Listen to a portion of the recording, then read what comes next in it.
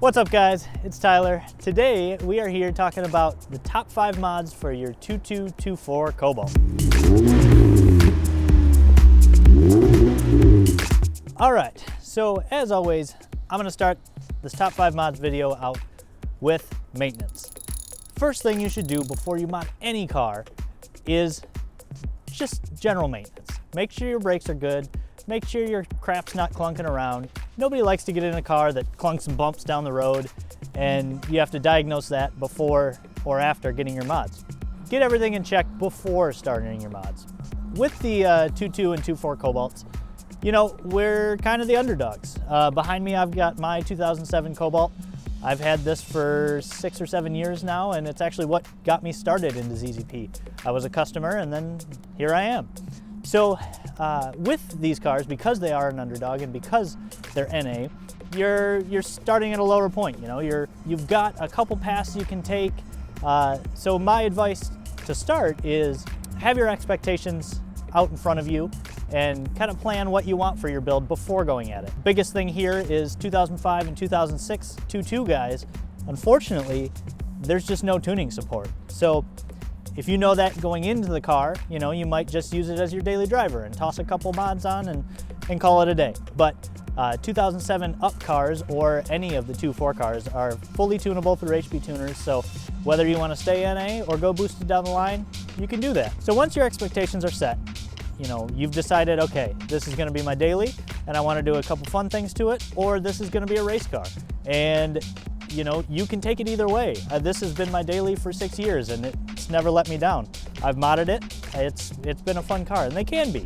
Or you can go the total opposite direction and you can build a 400 wheel horsepower supercharged G5 that kills everything on the street.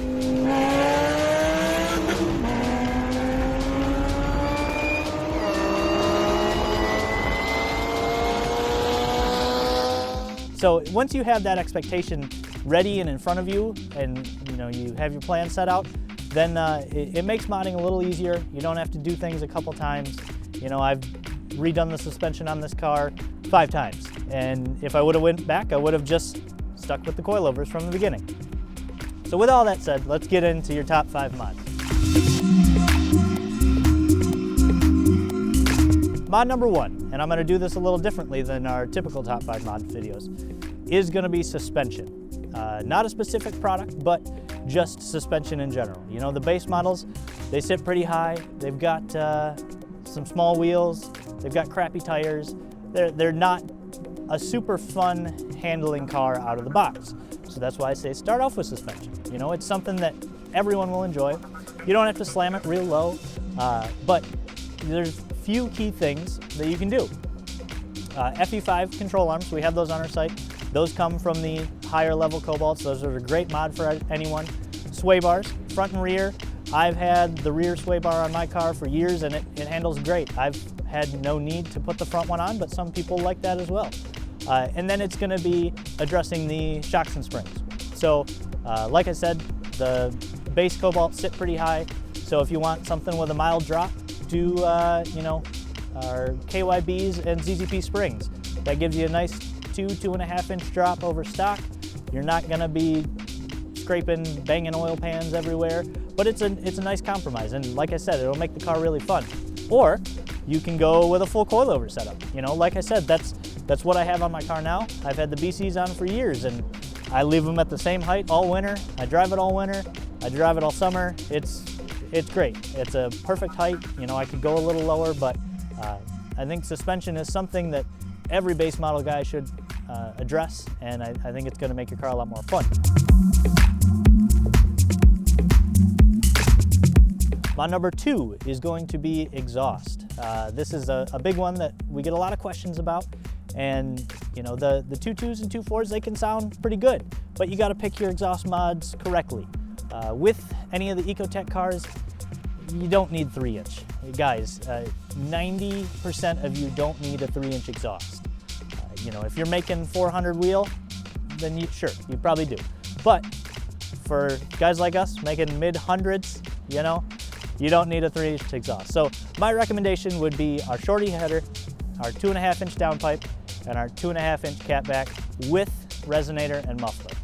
Like I said, I've been running the same setup for years, and it sounds awesome. It's probably one of the best sounding Cobalts around.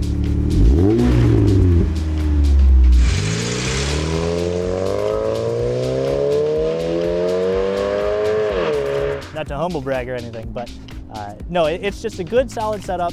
It's got some good tone, it's got good volume, it doesn't drone at all. From there, you know, if you decide to go supercharged down the line, you might want to upgrade your header setup, you know, be it a mid-length or a long tube. But again, this is why I say plan your build from the beginning.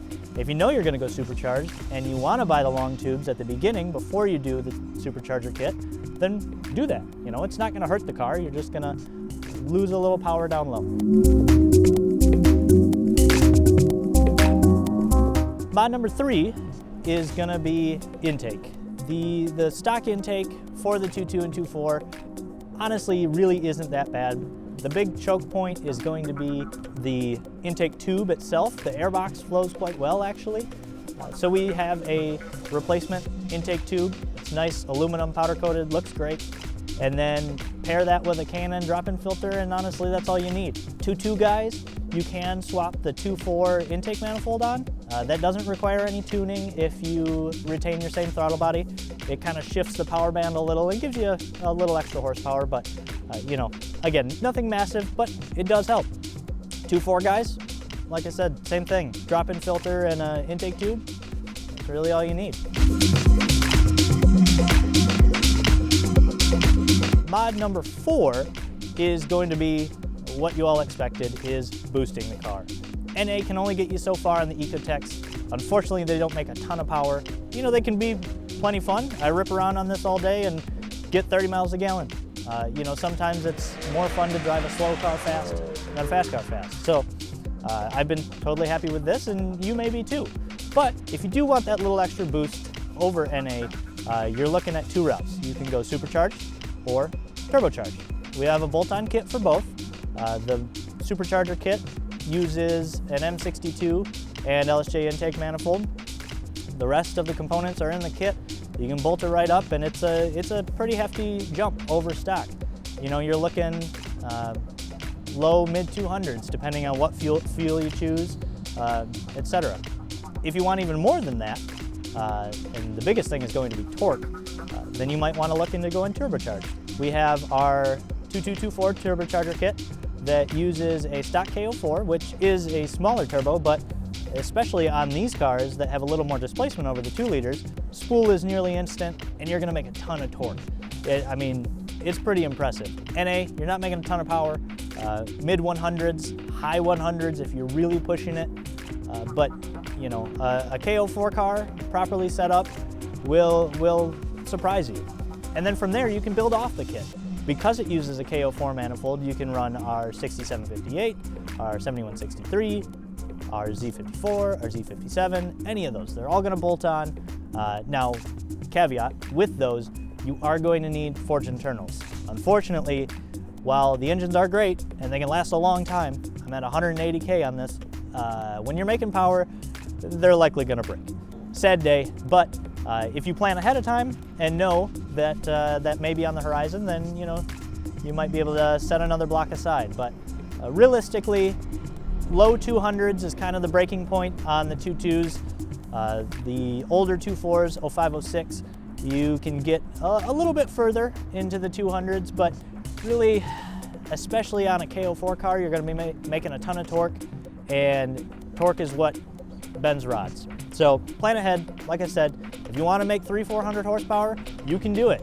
The sport's there, but you're going to have to take apart your engine, tear it down, go through it, put some forged goodies in it, etc. Mod number 5. This goes without saying on any of our cars, is going to be a PCM tune. So whether you're NA, supercharged, turbocharged, you need a tune. You know, even on the NA cars, like I said, you're not breaking horsepower records, but the tune totally changes how it drives. My car's an auto, sad, but the tune still helped immensely. I came and got a dyno tuned here 4 or 5 years ago now, and it woke up the car quite a bit. You know, I had done all my supporting NA mods, and it didn't make a ton of power, but they were able to change the ship points around, change some line pressures. It drove a lot sportier. So, your manual cars are going to make more power than my auto did, but the tune is definitely worth it. Super and turbocharger guys, you will have to get a tune. You just can't run the car without a tune. So this is where the 05, 06, 22 guys, you're gonna have to step aside, get another car. We get the question a lot. I have an 05 Cobalt, it has a 2.2, what can I do to tune it? There's just no options, unfortunately. HB tuners never supported it, and at this point, they're not going to. So throw your exhaust mods on, have a good daily driver, and then buy a mod car. So yeah, that's a pretty quick overview. Like I said, the 2.2, 2.4s have plenty of potential. You're starting a little lower than the 2.0 cars do because you're NA, but they can be a lot of fun. Like I said, I've had this car for years. It's never let me down. They're still a great platform. It handles great, it drives great, gets good gas mileage. Just set your expectations and have fun.